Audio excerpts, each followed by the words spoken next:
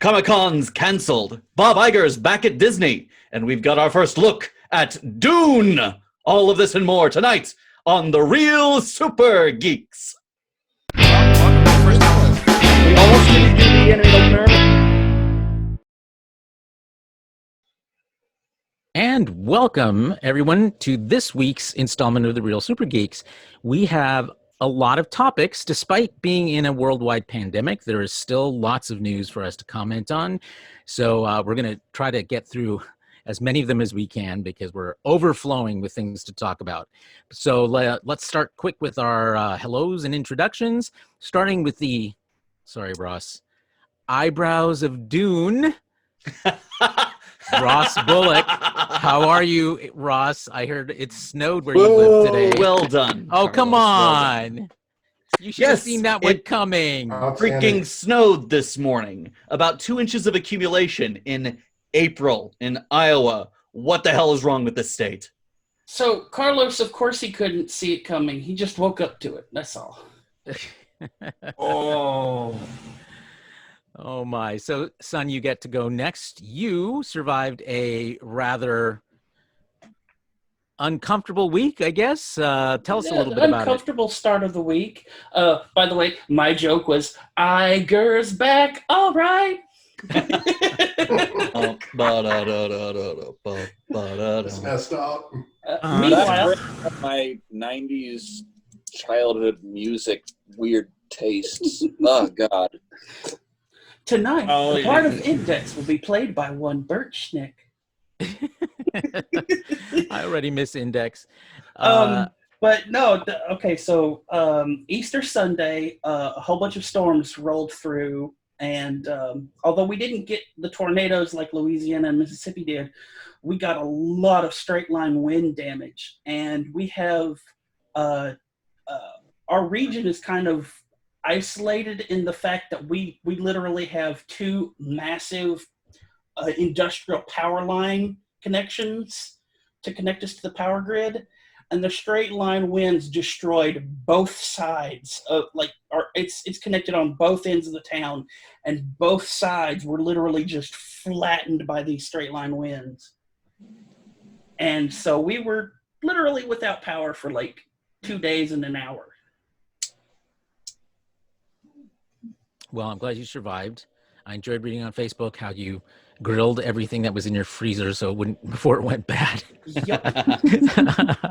That's one way to clean your freezer out. Well, I'm glad you survived. I'm glad that your power was restored by today so that you could join us and keep up the good work. All right, let's move over to Colorado and Travis Litton. How are you doing, Travis? I guess it's been a frustrating week, but I'm doing okay. I could be just in a mix of emotions ranging from the political state of mind and I feel like I'm in the doldrums as far as the group is concerned right now. Like, I am just counting down the days to change that name back. Don't fucking say it. The Facebook group that Travis, the largest Star Trek Facebook group. April Fool's joke gone wrong. Yes. For the month of April, it is now the Pee-wee's Playhouse shit posting group. It is the gift that keeps on giving. It really does. Even if it has resulted in like, and the giving is nightmares. Yeah, we went from 126,000 to 124,000. So people either missed the announcement or are like, well, fuck you, this joke ain't funny, and said goodbye. Like I said, I'm just hoping that like none of the actual cast members or alumni who I know are in the group are like, what the fuck? Why am I in this group? What is this? And on a completely different note, Ross, you're not allowed to complain about 2 inches of snow. We got like 6 to 8 inches here, so. So okay, Nina, all Nina, I got Nina. to say about all the ones complaining about snow is, yeah, the roads were terrible this morning. It was just like, good God, I don't like icy roads. And I want They're to not know fun. when go figure. So let's move on to our new, officially joining us as a co-host, no longer a guest, is Jason Kovalik. Jason Kovalik. I'm sorry, I'm tripping over my words today. Jason from the great state of Utah, or the mediocre state of Utah. How do you feel about Utah, Jason? It's beautiful, but That's it's true. yeah, I can't talk. It's beautiful, but there's not a lot of trees, and it's cold. Yep. But the people are It's a super different friendly. it's a different kind of beautiful. Vast You got open gorgeous rock terrains formations. dotted by mountains. Indeed. Yeah. Indeed. Gorgeous rock formations. Well, thank you for joining us, Jason. You've been a wonderful guest, and I'm sure we'll be an even more wonderful co-host. So now that it's official, you'll be with us a lot. So great for us. We're so sorry. We apologize in advance. You brought it on yourself by accepting. Yes. All right, Shawn, America wants to know, are you wearing pants? Yeah, only because I was just too lazy to take them off, which is really lazy. That is really lazy. Like, That's an exceptional wrong amount of with you? laziness right there. Yeah, so it means you put them on in the first place. yeah, I had to leave the house today, so yeah, they're on. America's confused. Yeah.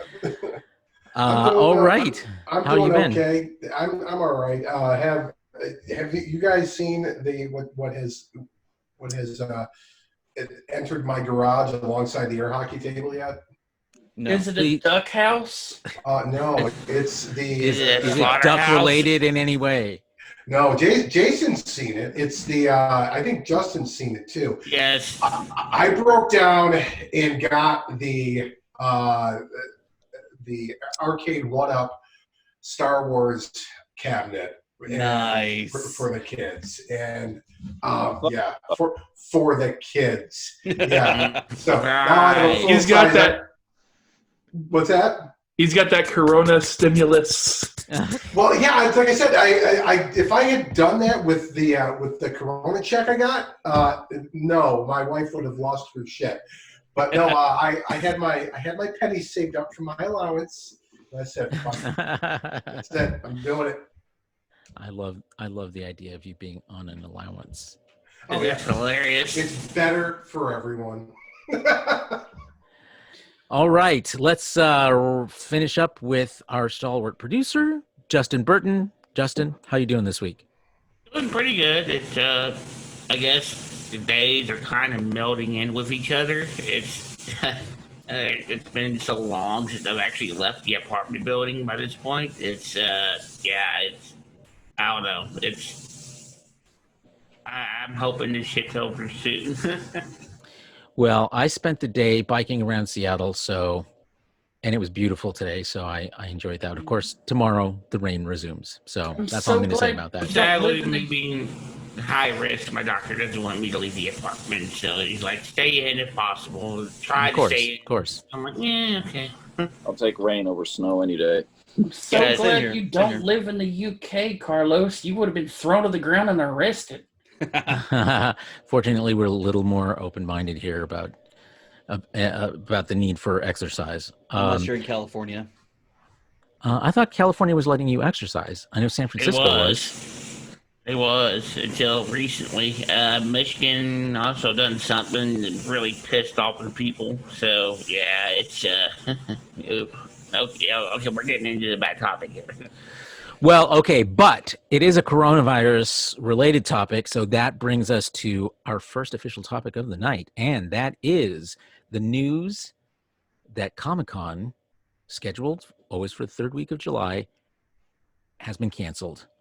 No. Not unexpected, although Nope. it's definitely a was- serious blow to the city. It's a blow to a lot of things. Yes, definitely to San Diego's economy, because tens of thousands and thousands come to that. I've been to many of them myself, and it's quite an event.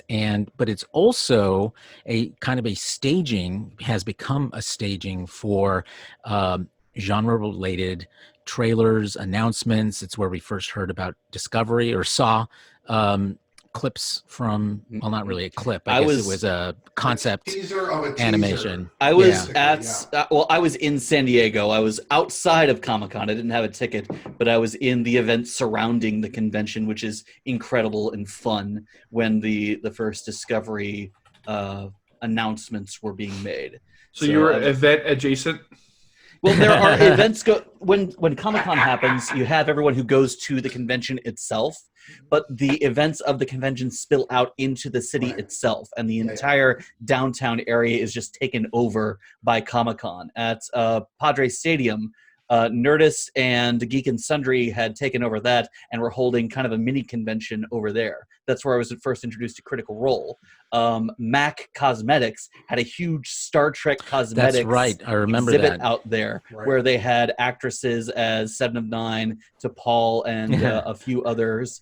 There was, they Don't had a forget really the good Picard Jada- Museum. That was there last year. Yeah, yeah. And if they're doing things like that at the stadium, that stadium is like a mall, basically. And so it's very easy to do. It's like a separate convention center surrounding the ball field is basically what it's like. And I there's was so sitting much- in that stadium watching a couple of those mini-con panels when the first videos dropped, and I was That's very crazy. giddy. Indeed. So were you one of those? Were you the guy that was holding the sign that says "God hates Jedi's" when in the Starfleet uniform? Were you that guy? No, Oh, okay. no. Well, Well, what do you that's guys pretty think nice. the implications of this are? Well, can I speak up first on this one? Because I'll tell you what my biggest concern about this is that, Comic-Con is the benchmark for conventions. My concern is that when Comic-Con says we're going to not have the con this year, that's going to be the spark that, lights the fuse for every other one down the line. And 2 weeks after San Diego Comic-Con is STLV. Mhm. So that concerns me that we may not have an STLV this year. I mean, I think it's becoming closer and closer to a reality. I think it's been a concern for a while now, but I think it's becoming closer and closer to a reality because it's only 2 weeks after. So Right. I guess it all depends on creation. Yeah, Yeah. and I don't really see us Well, being and- open for business all the way by then either. And because- Vegas too, right? So Vegas has a lot to say about it, like where they're at, Nevada. Oh yeah. yeah, but you gotta here in Vegas. I mean, I'm the mayor is really pushing hardcore to get things reopened here. I mean, so.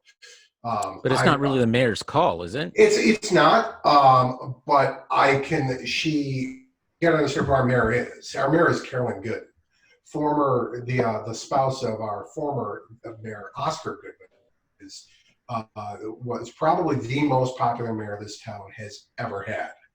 And the Goodman names, he was also, what he was well known before that was he was the mob attorney for all the guys in Goodfellas. No shit at all. He actually is in the movie Casino. So I'm sorry, not all the guys in Goodfellas. All the real life players in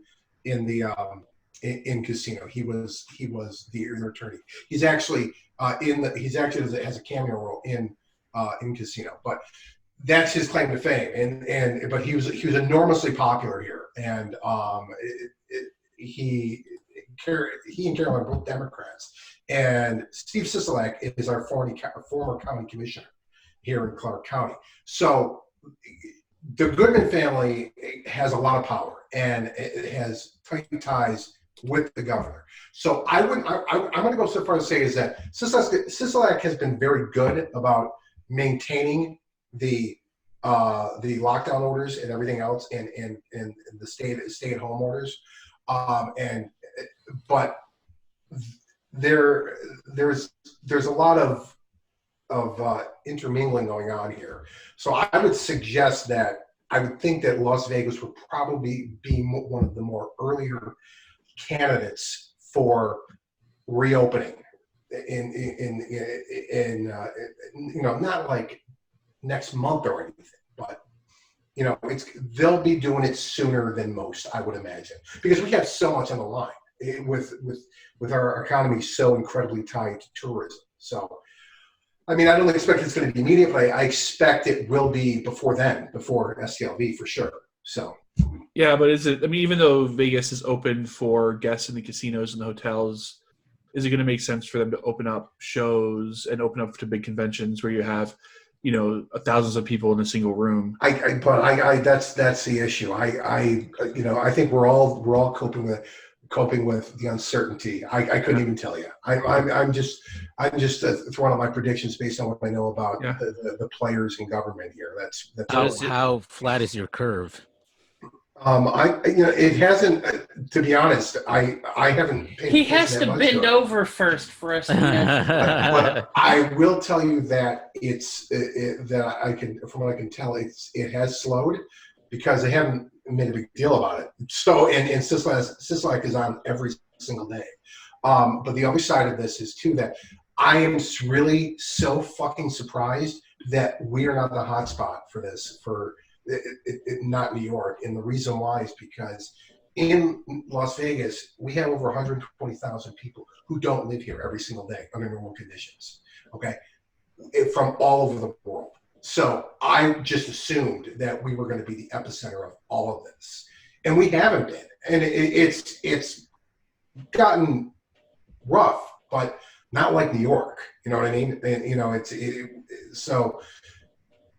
from what I can tell, they're doing a pretty good job of containing this, which is a credit to them entirely. Yeah, they're actually talking about opening my city up early before the rest of the state if we continue to stay on track. So that's Southern Indiana opening up before the rest of the state. That's a pretty good outlook, I think. Yeah, I don't think they understand that when you open up a part of a state and people travel for business, that tends to spread a disease. Yeah, exactly. Well, they're talking about doing the phased opening thing, like not an all the way open type of deal, but it's still. I mean, what they're talking about doing in Texas is having businesses open, but only if they allow curbside pickup, which. I don't know. I guess that seems kind of reasonable, if they can do that, if they can provide that.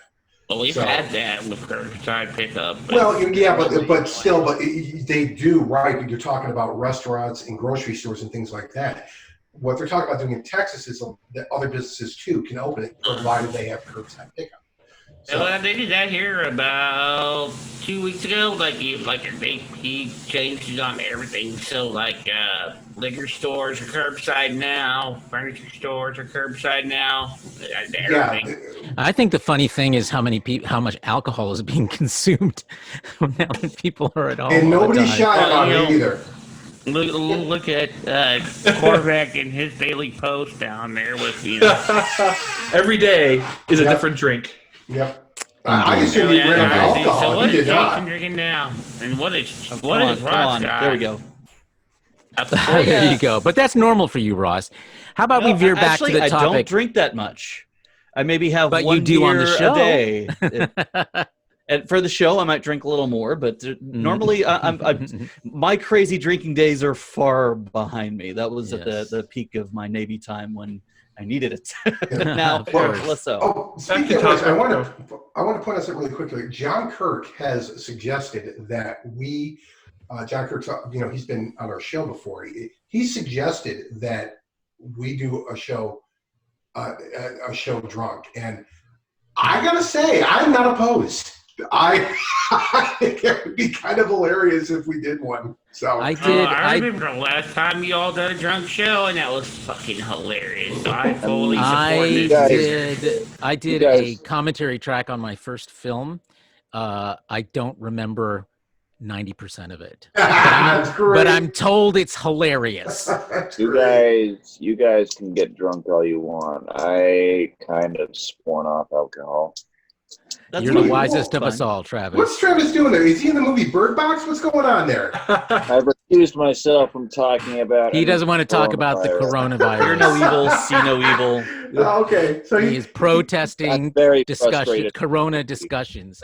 So let's veer back to our original topic, which was the cancellation of Comicon and implications. Anybody else have something they want to contribute on that? Don't care. The thing I would. the thing I would say is what are they going to announce, right? Production's pretty much shut down on everything. So I mean, I think this does a favor to the industry. Like, obviously, it's not good for San Diego. It's not good, for us who are like look forward to that to see kind of what's on the horizon. But for and each other. yeah, but for for the media companies, I think it's it's saved grace for them because they know that they're not going to have these productions ramped up in time, or and so whatever they're going to talk about is going to be on hold, and so I think it's What I'm Plus, worried if about. they do have stuff coming out, they can always just release it digitally. Yep. Well, Kind of what like I'm with worried about- Gamescom, for example, another big convention in the gaming scene. That is now its physical convention has been canceled and it's moved to a digital release. I'm interested. Keep us posted on that because I just don't see that being anywhere near the splash that something a live event. It's probably offers. not, but it's the best we can do. Oh, sure, of course. I just I'm interested in knowing how it turns out. So Okay. Yeah. come back with more info when that happens. Sure thing. Yeah, Okay. the only thing we gotta worry about, I think, really, is how they're gonna announce any more of this Star Trek series like they were talking about. We all heard rumors about the Pike show coming down the line that it was supposed to be announced at Comicon. I wonder if they're still gonna buy. Well, you're not gonna see an announcement because there's no way they've been able to start production. Right. So I think it's probably going to end up being too early to announce. So I wouldn't count on it. Okay, let's move on to topic number 2, and that is the eyebrows of Dune. Ross, you get to start us off on this one. Some images from the new Dune adaptation were released this week, and other than women wearing cod pieces, I'm pretty excited about this.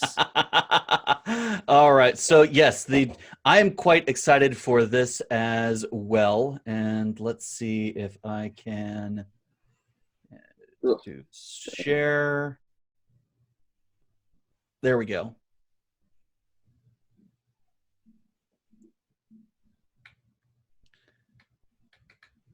All right, so here are some of the first images from the Dune movie. So Dune is something of a infamous property. Its adaptations have been middling to good and sometimes bad, depending on who you talk about. The 1984 movie, I like half of it. But with the latest release, with the casting and with these first images, it looks absolutely incredible. I am very, very excited. Here we see Timothy Chamblet as Paul Atreides, Rebecca Ferguson as Lady Jessica, Oscar Isaac as Duke Leto the First. You don't see anything. You don't see anything? We Things. on Twitch we're seeing the screen flip, but you sharing the view here in Zoom is just showing us the web page. Yeah, like we're a just fork. seeing the article and what do they call the worms? Oh, the sandworms. Just Sandworms, yeah. The graboids. How about still nothing? Nope, we're just seeing. Damn. You must have selected the wrong window when you Maybe. when you Let me shared try the screen. It's a pop-up slide is what it is. So it's Oh yeah, you gotta select the pop-up slide. Why is everybody Okay. selling a robot now? I don't know I don't see how to stop sharing. Oh, wait, there it is. There we go. Okay, let me try again. Would you like to know more?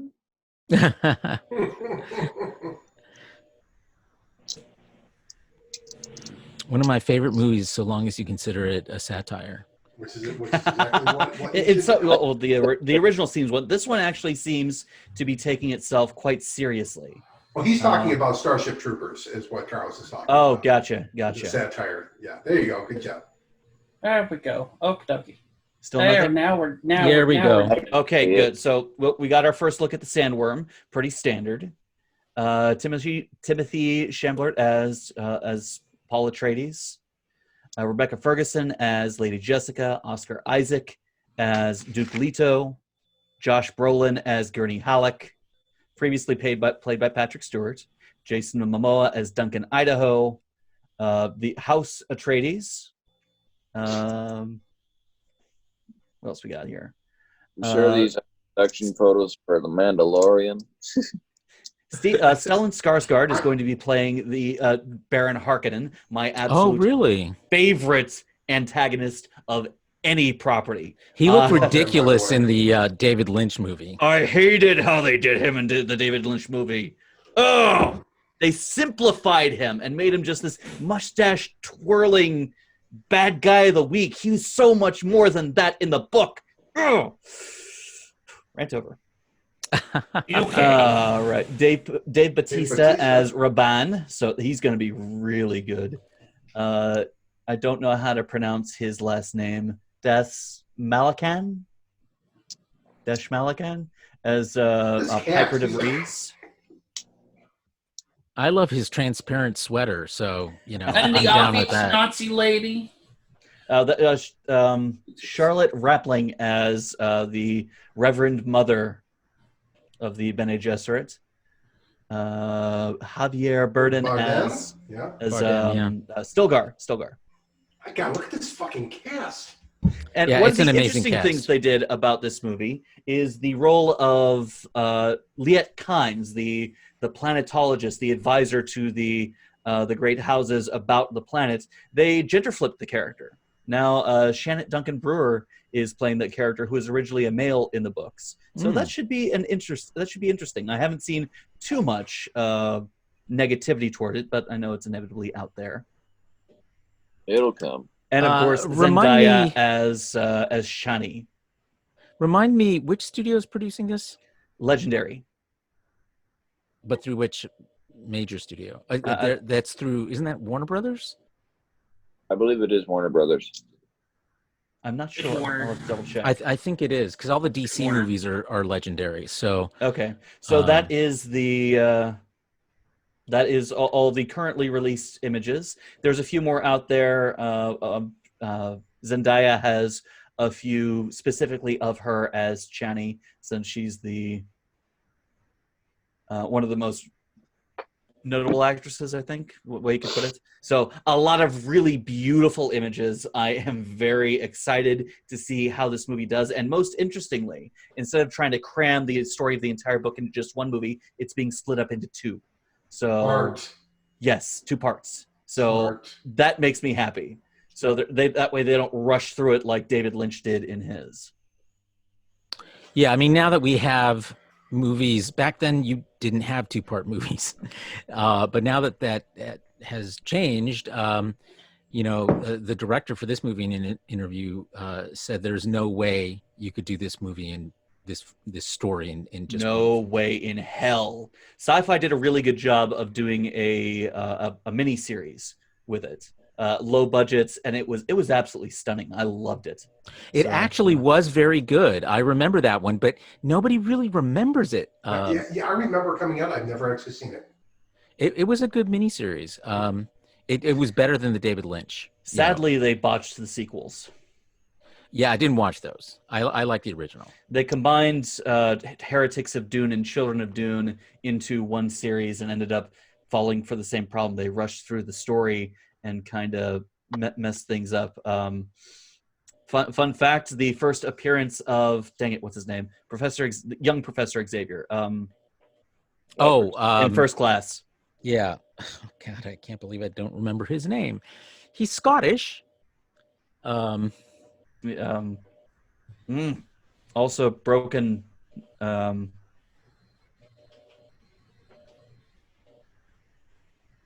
We're all brain farting. James McAvoy. Yes. James McAvoy. Yes. McAvoy. Yeah. Thank you. his first big role was as Leto. So yeah, what do you guys think? I did not know that. Cool. Well, I'll tell you what. Here's what I think. I was sold. Every time Dune is one of those properties that every time somebody talks about bringing it back, this has been going on for decades now. It's like I'm like, yeah, okay.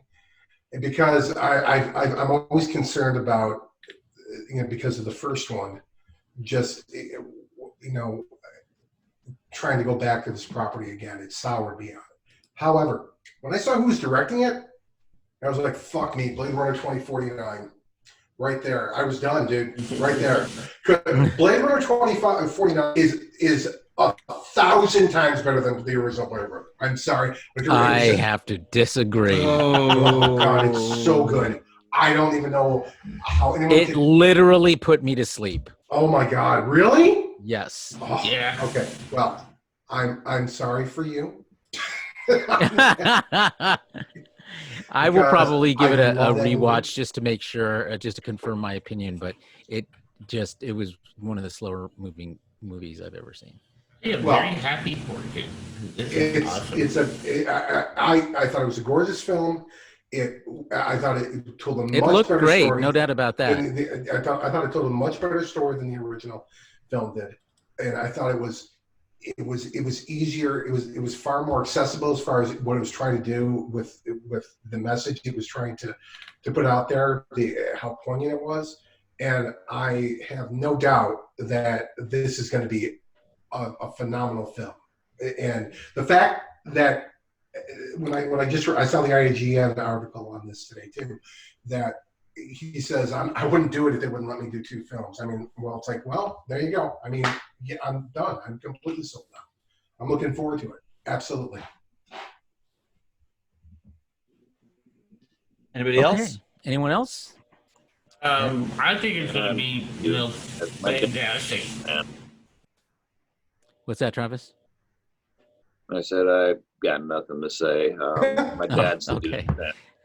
I'm of the belief that there are some properties that just will never translate well to film, and I having seen the '84 version of the miniseries, like they were good for what they were, but they didn't do the source material justice, and I feel like that it's just one of those things where it's just a novel, it's a great book that will never fully translate well to a film or visually. Yeah, one of the adapting a book is really, really hard, because I mean, sort of classically, what you try to do is, discover what the essence of the story is, because there's just no way you can cover everything that's covered in a book. The two media are totally different, so you try to figure out what is the essential story, and then what devices can I use to collapse, combine, eliminate, add, whatever in the adaptation to make it into a movie. And the trouble with that, when you come up against a book like Dune, a series like Dune, that has, I mean, it is one of the classic books in not just science fiction, but in literature. And people have so much invested in it, and different people in different details. And since you can't include every detail, you are inevitably disappointing someone. And I think that's one of the reasons why I agree with you, Jason, because it's the one thing I would say is like I think Lord of the Rings is a really good example of this, is that when you take like Peter Jackson's films, which I love Tolkien, I love the writings. I wasn't a huge fan of the movies because the movies to me, and I know people will disagree with me all day of the week, didn't necessarily capture the essence unless you watched the extended, expanded director's cut. But then that was really boring. And so it's like there's the Silmarillion. Yeah, I mean, that's what I'm saying. Like you can sit there and read it, and you get enraptured with it. But if you try to reproduce it, it just, I don't know. I think it loses something in translation. I'm of the mindset that Dune is probably in this category, but we'll see. I'll give it a shot, and I'll definitely watch it. I think The Lord of the Rings did a good job, as good a job as they could. Peter Jackson is incredibly talented, and they captured the core of it well enough. I love the extended cuts. It's the Hobbit films that suck. Yeah. Yes, that was taking it and making them too long. Which, ouch. No, I've never seen them. I never had any desire to. The Lord of the Rings I have, but the Hobbit films, they after the Lord of the Rings films, I was like, oh shit, this again? Because I mean, I remembered I enjoyed Lord of the Rings films, but fuck, they were long. And I saw the only ones I've ever seen are the extended director's cuts. And it's like I was exhausted thinking about seeing the Hobbit films. Just like literally, I just wanted to take a nap just thinking about it. Can we get a condensed version of it? 2 movies, maybe? 1? Right, exactly. The reduced director's cuts. Yeah, that would be if they actually was a cut. Yep. All right. Well, we'll keep our eyes peeled for Dune. Ross, do you remember what the projected release date, or is everything up in the air thanks to It's kind of up in the air right now, I do believe. Whoop. IGN says that they're still shooting for December 2020. Oh, wow. They must have most of it in the can. Yeah, In fact, yes, I did read that. They're still They've in released all of post-production. that a lot of that has a lot of special effects, like the sandworm. Yeah. There's no physical sandworms out there. No, you're kidding. What? Well, There's no such unless thing you as count crab Alec legs? Peters, What? he's considered a sandworm, ain't he? Just a worm. All right. Well, Well, crab leg, he likes we'll crab see. Let's do a quick poll. How many people think it will actually open in December? I think it will. Shawn? Anyone else? I'm hoping. Nobody- I'm not expecting it, Oh, though. January. I don't think so either. Post-production for something like this is huge and takes a long time under the best of circumstances. In this, I don't even know if theaters will be opened by the end of 2020. yeah, I'm not. you're right. I'm not looking for it anything until next year, to be honest. I mean, with the way everything impacted production, I mean, unless they had things done and was well off, like some of the series are, nobody can score. You got to, nobody can get orchestras together to perform until they start lifting restrictions. I mean, you can do it, but it's not going to be the same quality as having everybody together in one place. Yeah, I mean, this is the issue. The issue is, okay, so what? They release it. Who the fuck can go to see it? That's going to be the problem. Everything's so up in the air right now. They put it out in December, and you got even if like part of the country is partially reopened, and theaters are open in parts of the country, and not other parts, then they're just going to bleed money. Right. Is You're what not they're going gonna do. to get enough screens by the end of the year. I mean, it's And very then- likely that Right. like you won't be like if you look at kind of the guidelines that are kind of being bandied about. I don't think you'll see over 50 people in a crowd in New York City by the end of the year. Yeah, I mean, and the other side of the street, it's like, a lot of these movies that they've been doing lately for these new releases, they've been doing from the theater right into the home. Like now, they're in the home, Yeah. and you can stream them, you can rent them or whatever the case may be. But But the problem with that is that this is not a movie that was meant to be watched on your TV in your living room. They want seats in the asses in the seats in the theater. And I No, but that Corona stimulus check could buy a nice big TV. Well, See, or you could eat. I know it's a tough money. call. yeah. You're bringing up money. A lot of people are out of work because of this, and it's going to take a while for people to recover their finances Yeah, once of they do course. start going back to work. So, I mean, people aren't going to be wanting to go out to theaters I and don't, spend you know what money. though, Justin, I see where you're coming from on that, but I do think that there's going to be when things start going Oh, yeah. back to normal. I think it's going to happen. I think there's a lot of pent up here that we want to get out. We want to do something.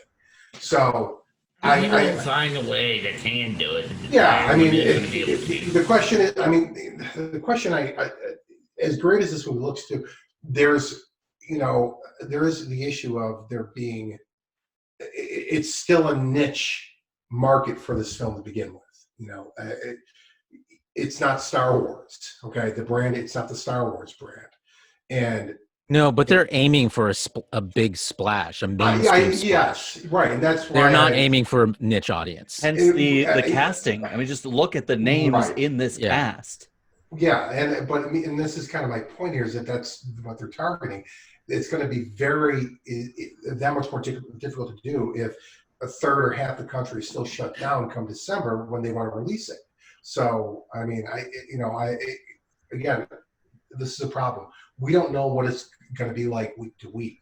Nevertheless, 6, 7, 8 months down the road. Sure. So, Yeah, they're talking about the stuff to resurge, later on this year. Once we think we're in the clear, it can come right back and smack us down again. So And we that don't even is, know and what if will that be does happen, it likely will begin in December. So, yeah. I think the economics of this are probably going to force this movie to be postponed. It has to go theatrical if they have any hope of making a profit on this film. Digital is just not going to produce the kind of revenue that it needs to be Well, no, because successful. people bootleg it and bootleg it almost instantly if it's on digital, and then you don't.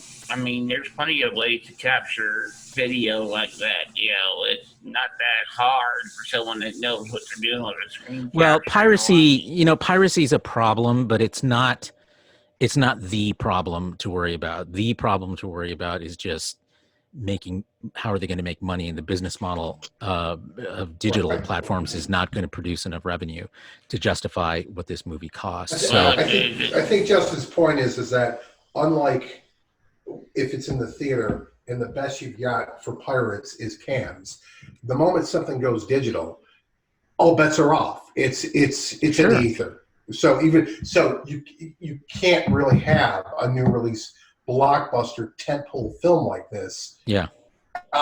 Go digital first, because once it's out there, and it's done. Yeah, there's absolutely no way they can totally stop you from recording. No, the ones and zeros. When you're dealing with ones and zeros, anything can be broken. Period. I'm sorry. It's what it comes down to. Anything that's on digital. Well, and here's the bigger problem that this points to, which is, we have been seeing a lot of things going direct to digital, and so forth, and eventually, we're going to run out of new stuff. And that's a problem because, once the industry starts to rev up again, it's going to take time to rev up. So it will be interesting. What's that, Ross? Re-releases. It could be re-releases. I don't know, because it's like we may have like a plethora of reality shows just to distract us, God forbid, because there won't be movies and there won't be television. Personally, I'd love to see the return of Solitary. Son, what's the significance of the polyplegic bad guy from Wild Wild West? Paraplegic, sorry. Well, for one, this is the part where he's rolling his eyes in the film. But also a new film. You're so esoteric sometimes. I don't even know where to go. Wow. That's okay. So that's I play on the quote when Will Smith shows up as Abonia, a new girl. Oh God, I thought that Wild West movie was so forgettable. I literally don't remember it. It is far from forgettable just because of how wacky it was. It was pretty whack. So the producer. So just to bring this back to Geeks, the producer John Peters was attached to produce Superman Returns, and in one of his scripts, that's right. At the very end, featured a gigantic mechanical spider. Yeah. Those giant mechanical spiders. There's like this weird hope I've been having about this, and that is that this is so geeky of me. The fact that Carlos is pointing out that we're going to eventually start running out of content, okay, and we're just going to be stuck with what we have. There's a lot of content out there that the studios have, that such as films and television, that have not ever had DVD releases or home video releases, or it's been so long since they've had anything like that, they're not on streaming service. I would love to see that shit show up. I would love to see some there is one from UPN from the 90s show up. I would love to see 7 Days. Deadly Games. There is one that I'm 7 clamoring Days for. was a great show. My God, It I is my love favorite that show of all show. time. I am clamoring for Love Boat: The Next Wave. Oh, See, I mean, Sliders. seriously, I would love to see all this old And- Sliders. When first the wave networks, was I haven't bad seen enough. Sliders in years, and I have the DVD set. I haven't seen on TV. Oh, That Sliders was on Amazon Prime. Adventures of Superman. I wasn't one also, time. I don't when the think it is networks right now. fail and run out of content, there's always the independent content creators I'm saying doing the same stuff thing. all the That's time. you know, yeah. I was Well, thinking and we're the going to same talk thing. about that a little bit later, but you know, we should probably do a whole show on this because as things start to come together, because this is completely new territory. How to deal with content when There's can't create always new content. there's always the Shirley Temple collection. Oh God! Yes, Speaking yeah. On the of good ship, content lollipop. and streaming, Yes. Oh yes. Thank you for the segue, Ross. you're welcome. Okay, so big news in the past week, and that is that Disney Plus crossed the 50 million subscribers mark, which is amazing. In just the last 2 months, they've gone from from 30 million to 50 million. That's Can't imagine amazing why. gross. And they know they're interestingly, Netflix still has a bigger subscriber base, but this is definitely nipping at their heels. And you know, we've talked about this for a while, sort of what the streaming wars are bound to look like. And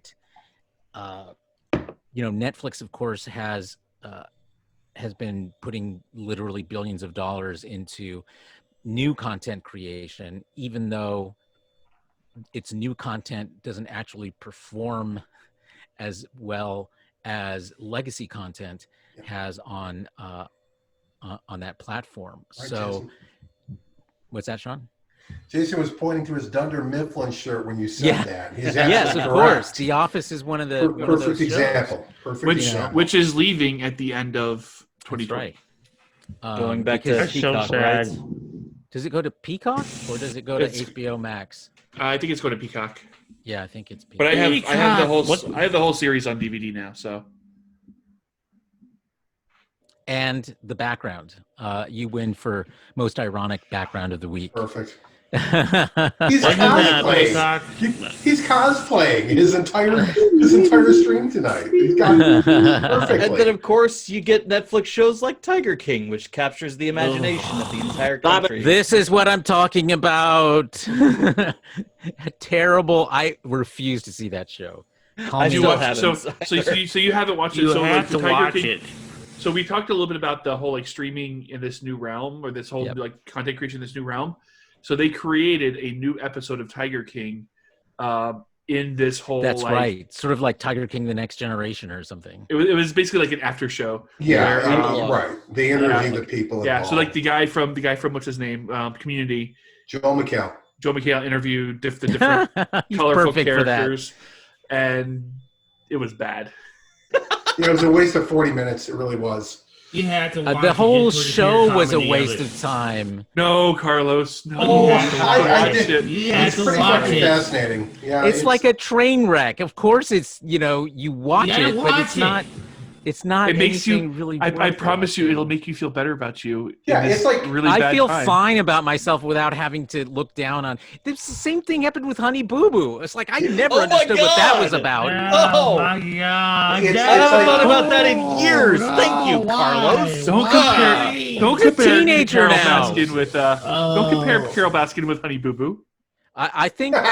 I think they have more in common than you may think, Jason. I was reminded of the appeal to Tiger King because I've seen the whole thing now too, and I will never go back and watch it again. It's something I'm not going to do. If I want to will feel say better that. about myself, I'll watch the Fire Festival documentary thing. Yeah, I Yes, mean, that's a much- this is the thing. I went and I didn't have anything to watch because I'm stupid and just don't search. So I watched the first thing that was on Amazon Prime, and it was Extreme Hoarders, and that's when it occurred to me why Tiger King is so popular, because it's like Jason said, boy, do you really feel like your house is fucking clean when you watch Extreme Hoarders? That is one of the big Those appeals of this shows- kind of reality programming. is Those people shows feel do better not about work themselves. well on streaming services. I can't remember what it was.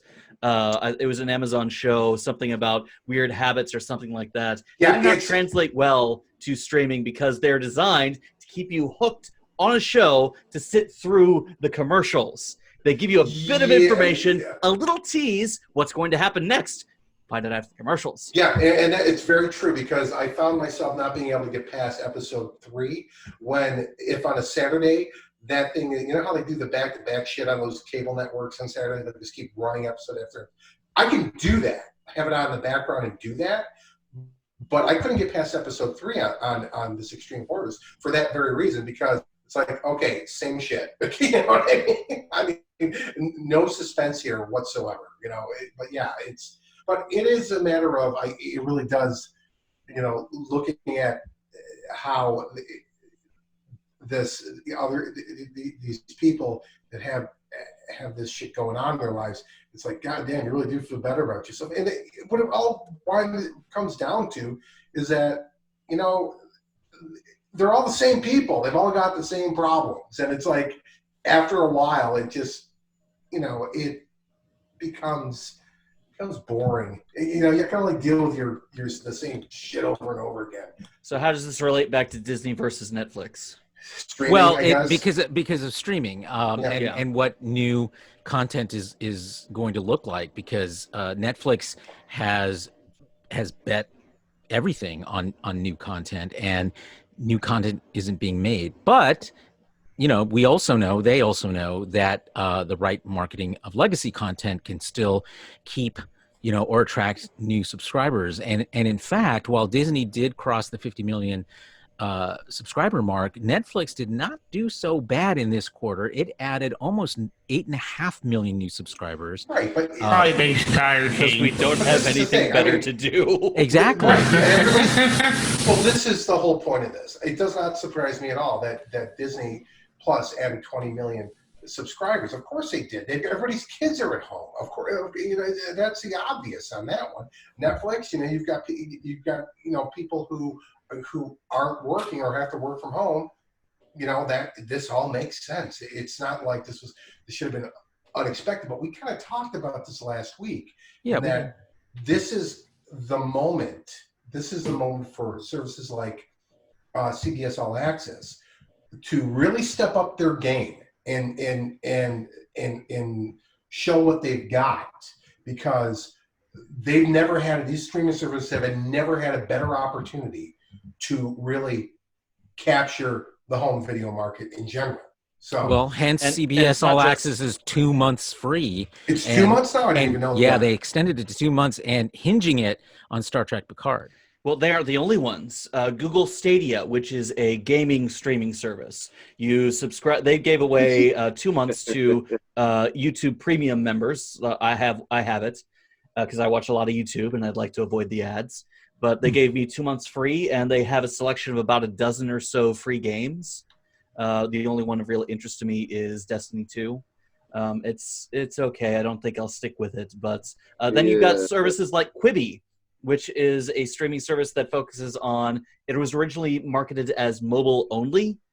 They've recently said, you know, that's kind of stupid. We're gonna go, we're gonna do browser, and Since nobody's mobile anymore. Yeah, but the gimmick of their service is that their episodes are about 10 minutes at a time, be it television or a movie. You have television episodes that are 10 minutes at a time, and then you have movies that have episodes or chapters that are 10 minutes at a time.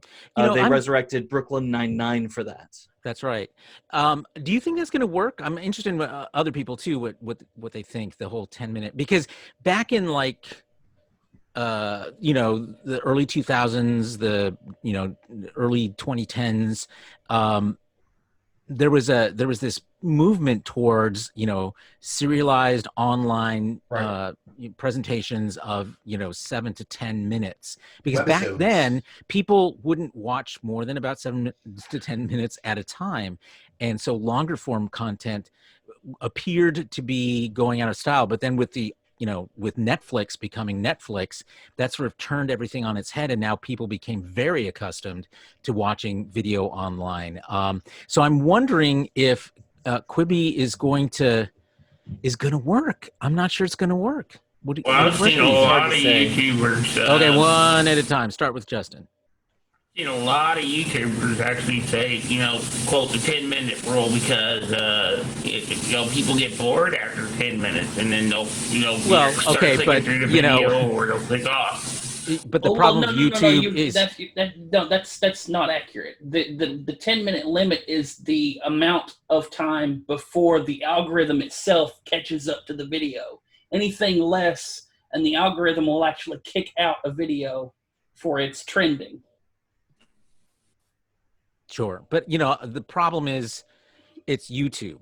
It's literally another kind of medium that I don't think compares very, very directly.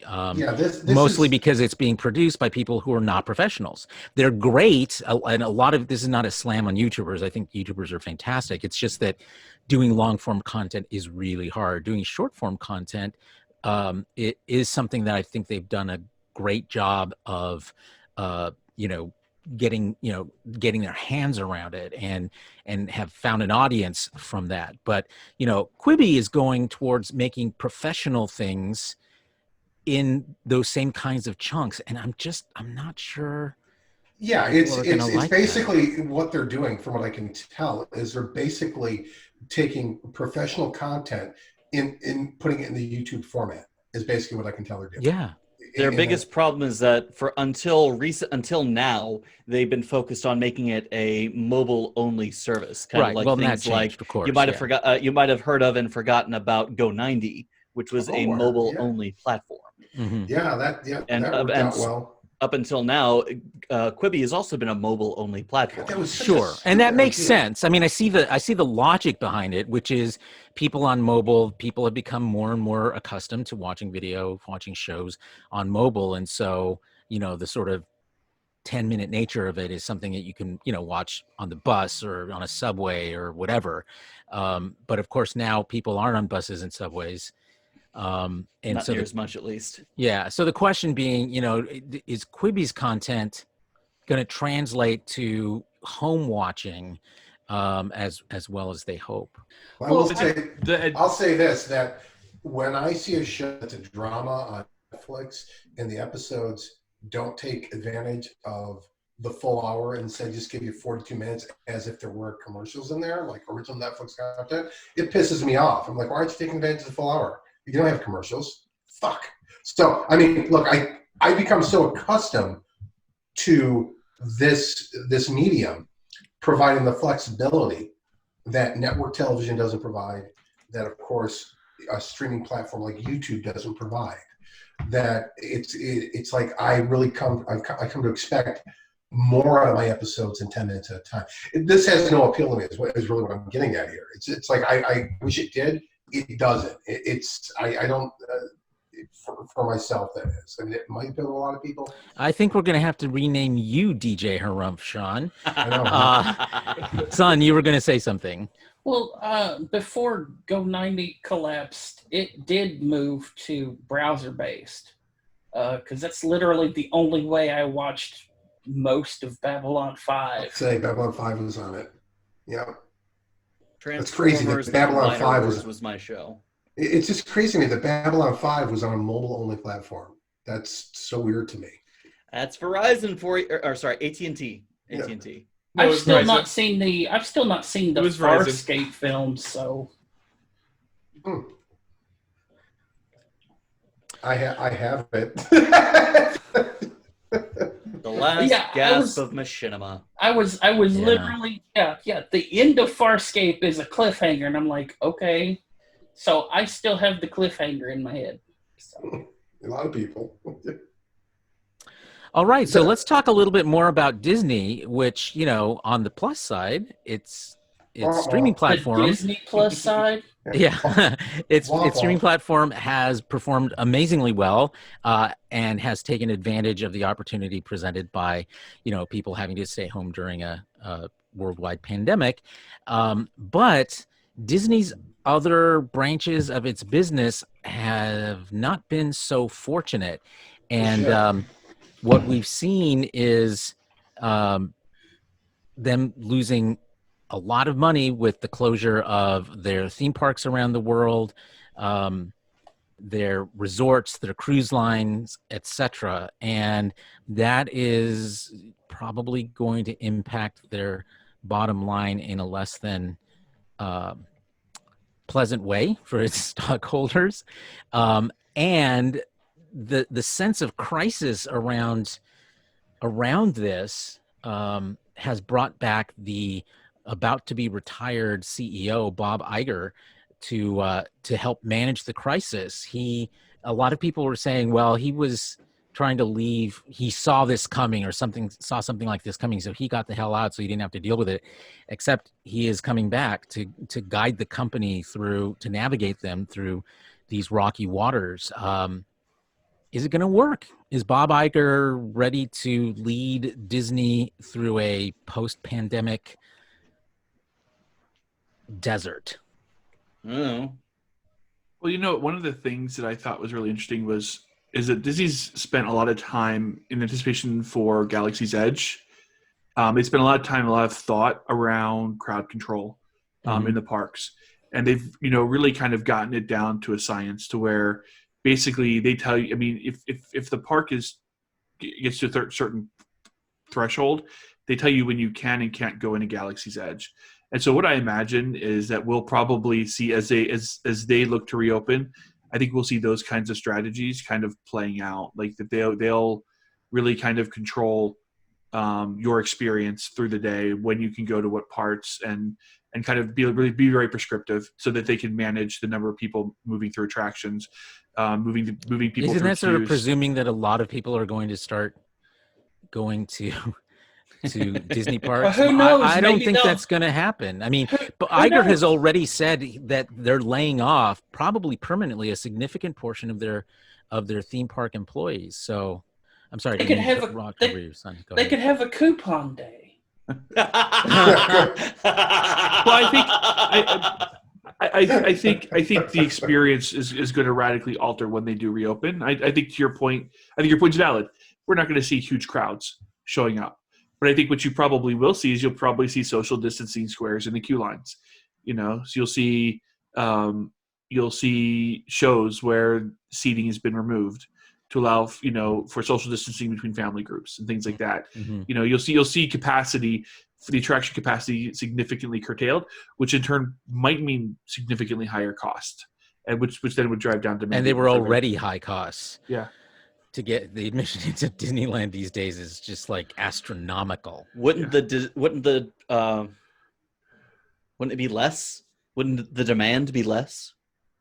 The demand may well be less, which argues against raising the prices, but at the same time, you're kind of in a vicious circle at that point, because you still need revenue, and so the idea might be that lower prices might bring in more people, but there are a lot of people who are going to be in very serious financial straits for years. That's what I mean. Yeah. I expect them to do the same thing that the travel industry, the airlines and the cruises are doing, and that is to have just ridiculously low ticket prices just to get people in. That's what I They expect. could just set up an arena in the middle of Los Angeles. A what? An arena? That's Jurassic Park 2. Oh, See, all the sequels. That was I San only Diego. remember that was San Diego, not LA. Oh, it was San Diego? Yeah. Okay. Yeah, that's right. It was San Diego. That's right. Oh dear. All right, so let's move to talking about one of Disney's successful things that's going on, and that is The Mandalorian, still going strong in audience numbers. And one of the most popular characters introduced was the Armorer. And I remember in our own after show, we all seemed to really love the Armorer. And when did it become the Armorer and not the Blacksmith? It's always been the Armorer. It's always been the Armorer. I just keep calling her the Forge Mother. I like that. I like that a lot. That is my headcanon now. Was she really that popular? Yeah. Yes. Yeah. Forge Mother. That's very that much sounds so powerful. that people wanted to see her face, and Especially they were mad because he didn't do that. that is a very powerful name, especially considering the rumors going around. What rumors? Which rumors? The about who she is. Right. Well, That's what I was bringing up. So there apparently, there are rumors that apparently in Clone Wars point to who the Armorer might be. I'm so far behind on Clone Wars that finding that out was no big deal to me. But I guess for, dyed in the wool Star Wars fans, it's something of a revelation if it turns out to be the case. So those of you who are Clone Wars fans, Travis, do you want to comment on that? well, don't keep us in suspense, man. Let's see. Well, the supposed character Bo-Katan. That makes sense. Watch the newest episode of Clone Wars, but they are starting to bring forward the Mandalorian characters as far as the Clone Wars is concerned. And I do know that this last season does have a lot to do with the Siege of Mandalore. And so, they might be going this way. I don't see why they wouldn't, if that makes sense. It's definitely a possibility. And So I do know that they want to do some connections with the Mandalorian as far as this final season of Clone Wars is concerned. So, it's not a bad theory at all. Yeah, she apparently also appeared in season 4 of Rebels. You did? Yeah, I in haven't the done that season far. 4 premiere. I wouldn't be able to comment there. So I have a picture of her from Clone Wars that I'm sharing right now, so you can take a look at her. And we'll see. I mean, those of you who are fans, are you fans of hers? I think the Mandalorian characters in the Clone Wars are great. Yeah. There's actually some very, very strong stories between some of these characters and Obi-Wan Kenobi, of all people. Some very surprising stories. I can't stress this enough, guys. Go watch the Clone Wars. Yes. Okay. Love how they're connecting it all. There are a few episodes that are annoying and focusing on droids and Gungans and stuff that no one cares about. But good God, this show just, when it gets it right, it gets it right. Oh, geez. There's a reason Ahsoka is such a strong character. Yes, Ahsoka's a great character, and Ventress is a fucking great character. Yeah. Obi-Wan Kenobi and Skywalker are great characters in this show, and just go watch it. Go. There you hear it, Go. America. Go watch it. So in other Mandalorian news, in other Mandalorian news, the big surprise coming out on Star Wars Day, and you all know when that is the release of an 8-part series about the making of The Mandalorian, which I think is going to be fantastic, given that it's pioneering different production techniques. We've talked about this before on the show. How are people feeling about an 8-part docuseries on The Mandalorian? Based on what we've seen so far from the behind the scenes stuff, I'm actually pretty excited for this. I want to learn more about the tank.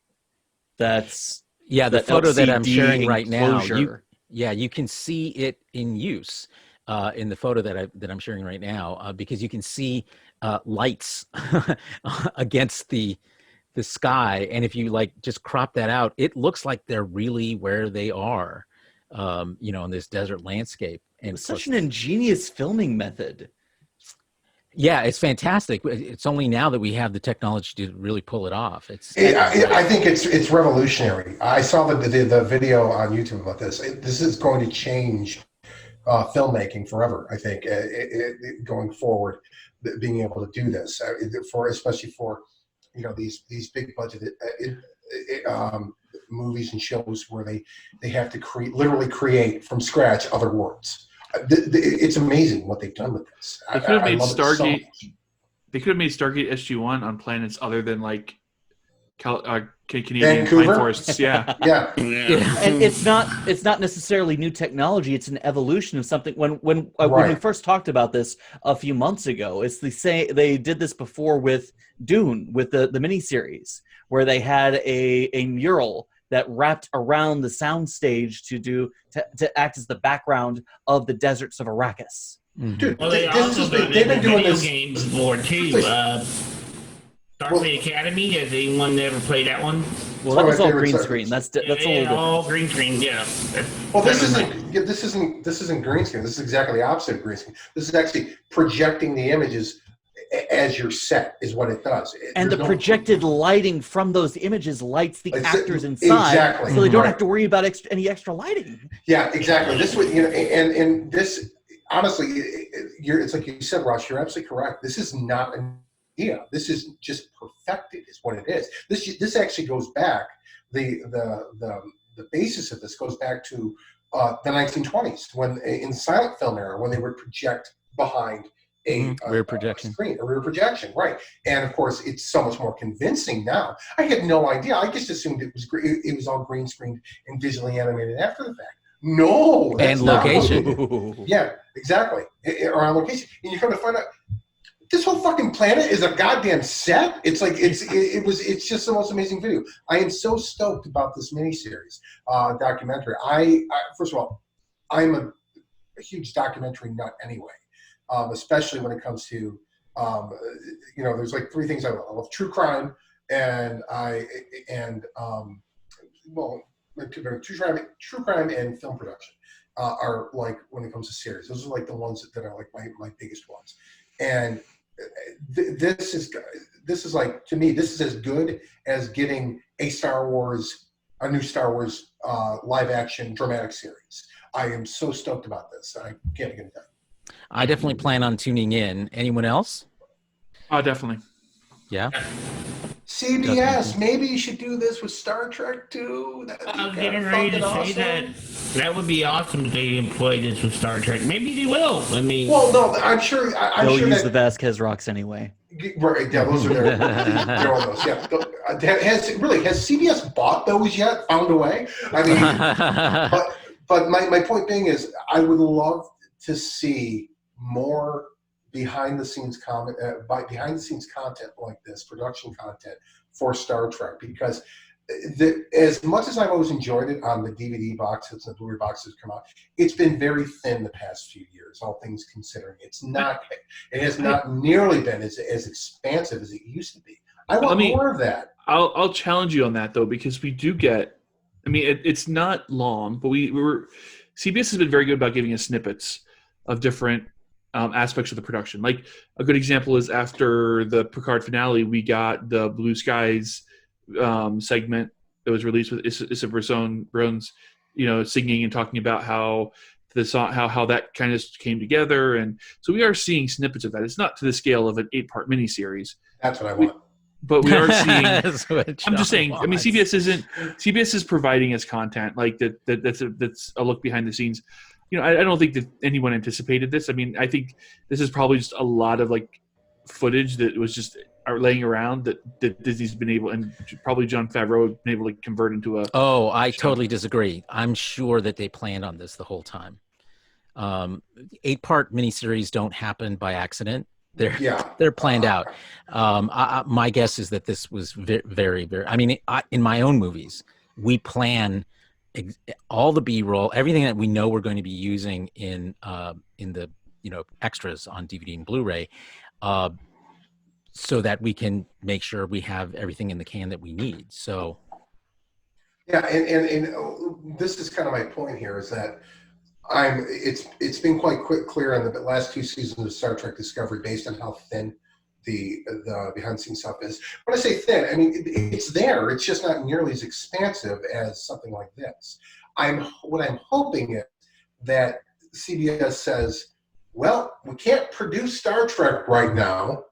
Let's take all that footage that we have from all this, all the behind the scenes stuff that we had, even though we didn't plan to do this, and let's make ourselves a documentary out of the making of documentaries for these series. We got 3 seasons here, now 4 if you count Discovery season 3 of New Star Trek.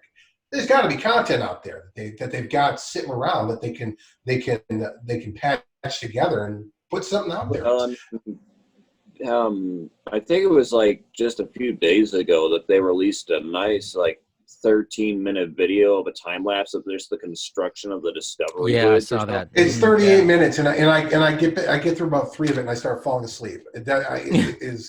That's the problem with that. I mean, it's fun. At one point, it's like it's a bunch of carpenters. Yeah, exactly. The thing is, they have all that footage, but you have to bring in the story. You have to create the story, right? So you have to have a narrator. Yeah, you have to have somebody, and so you have to have somebody to kind of move like the plot of the narration of the story along. That's not. I don't think that's likely to happen right now.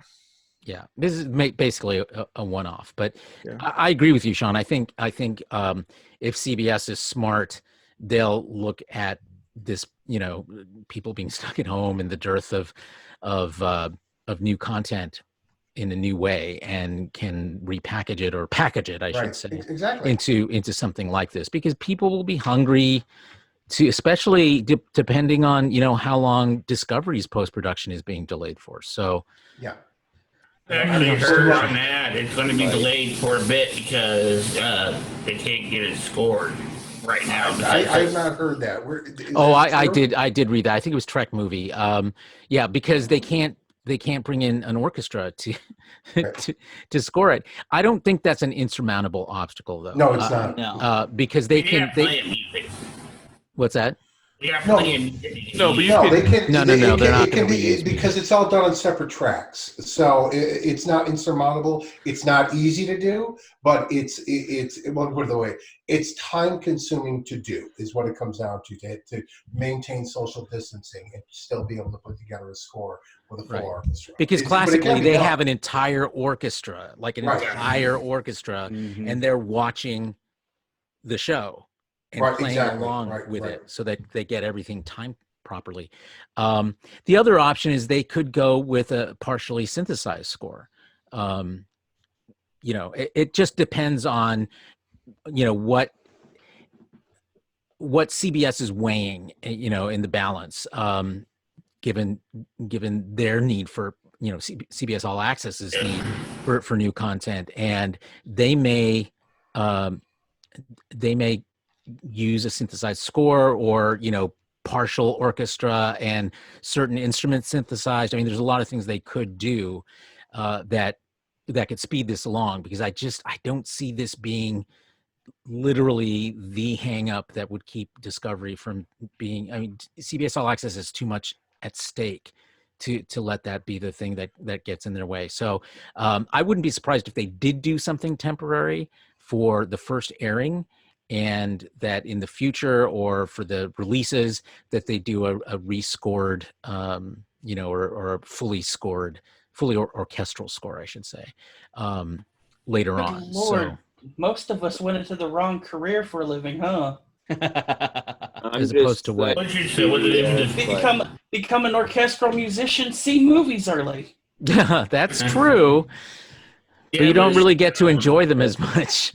Yeah, the synthesized music has actually come a long way in the last few years. Oh, yeah. So, I mean, you can not really tell what's synthesized and what's actual orchestrated music.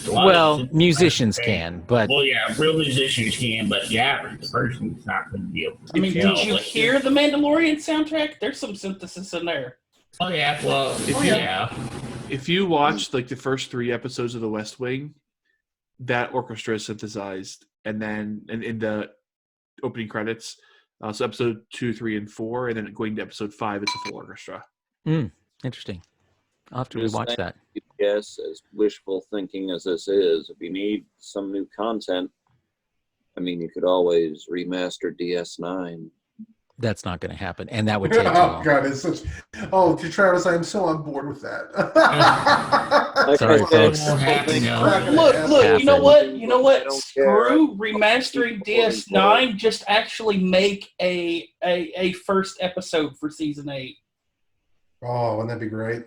And we don't have Aaron Eisenberg for Captain Nog. They killed him off anyway. They could synthesize Nog. Yep. Yeah, they do all CGI. the favors now. So I mean, hey, why not? Okay, so we're going to be talking a lot more Trek in part 2. Let's round out part 1 by talking about, well, we're going to talk about a game. So Ross, I'm shifting this over to you to talk about. He's not here right now, man. Oh, Ross is not here right Hey, now. while we're here, does anybody? Since I didn't get a chance to share this earlier, I want to do a little sharing myself, if we could. Okay. Well, we got no Ross, so we might as well. What happened to the Ducks? What's with the Ducks now? Oh, they did. They did. Okay. Oh, the ducklings are. I haven't seen the other ducks around lately. They'll be around. Ducks of It always Doom. happens. Hold on one Ducks second. of Doom. All right, let me see what we got here. Let me make this into a reality here. Let me figure out where our tab is. I'm We trying can to see better your be. chat. Yeah, that's all I'm right. doing, man. Is that the left hand versus the right hand? Okay, while he's doing that, Ross, why There don't we you go. tell us about the Seinfeld game? All right. So, as I said earlier, I watch a lot of YouTube as my primary content source, you could say. I follow a lot of different YouTubers, a lot of different companies that use YouTube, and a few news agencies. So while browsing IGN today, I came across a very curious little gem. So I'm going to share that with you guys right now.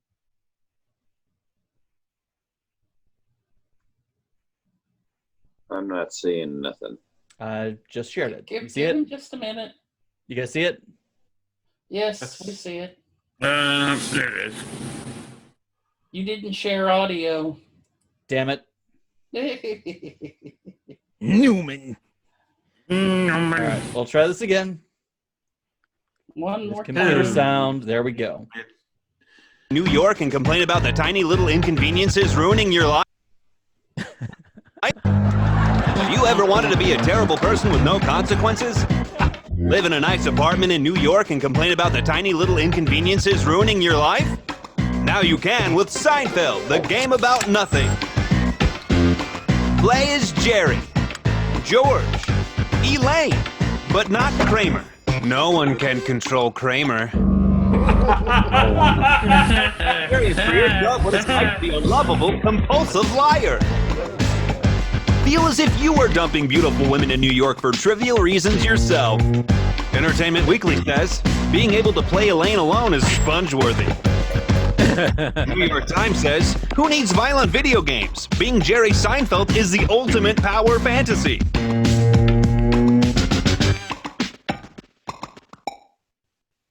Hey, this is Jacob and this is Ivan over here, and we made this. We'd really appreciate your help sharing this around. It'd really help us prove how much people actually want this. I buy So it. that is a concept. That is I not. I get It it. is not an actual thing. No, it's not an actual thing yet. It is a concept to pitch by the two guys at the end who want to make this game. But apparently it's gained so much information that IGN is carrying it and sharing it. So when I first saw this, I thought, okay, that seems kind of silly. And then actually watching the video, I thought, okay, I kind of actually want to play this. So what do you guys think? Yes, The yes. live thing. I think it might be a big old waste of time. I mean, their recreation of Seinfeld, the world of Seinfeld, is spot on. It's fantastic. It's hilarious. I'm just not sure you can translate that into a game that regular people can play, because now No one's going to be as funny as any of those characters. And And if we you have all- to have the game, if you have to have the game be funny for you, then you sort of lose whatever incentive. You're not doing anything. You're just It's walking just around. It's just a point and click adventure. Right. It's a 90s style point and click adventure game. Oh, dear. Imagine, Your own though, Seinfeld imagine if this images. gains a little steam, if they can prove to whoever owns Seinfeld that people actually want this and actually get Jerry and everybody else involved. What would you say to that? I would say I was sold the minute I saw it. So I think it's a great concept YouTube video. I don't know how it executes well. Yeah, I don't either. I think it would translate pretty well to a point and click adventure game where it's not action packed, it's not dependent on Twitch controls. It's about you navigating dialogue trees and gaining items and using them and reacting. As to long as one of the stories items is a unfolds. good holla, I'm right with you. I mean, I think it's for the nostalgia fiends. What it would be is just a walk through different. You go get soup and you get yelled at. And then you wouldn't get soup. That's what it would be. It would just be for those people, Jason, I you wanna- may be. Jail at the end of the game. I want to Yeah. fight with an old lady over a loaf of marble rye. That's what I want to do. Let's Yeah, do that's it. the thing. Let's make That's this one of my Fill the favorites. car up with that blood. episode. I Maybe am my favorite sharing the episode link ever. to the website for this game in Twitch chat and Zoom chat. All right. We'll see how that goes. All right, that rounds out this part of part one of this week's Real Super Geeks podcast. We're going to take a short break, come back for part two. We're going to be talking a lot of Trek. And of course, Ross and I are going to go head to head talking about the origins of the Borg. And we will find out what we've all been watching this past week.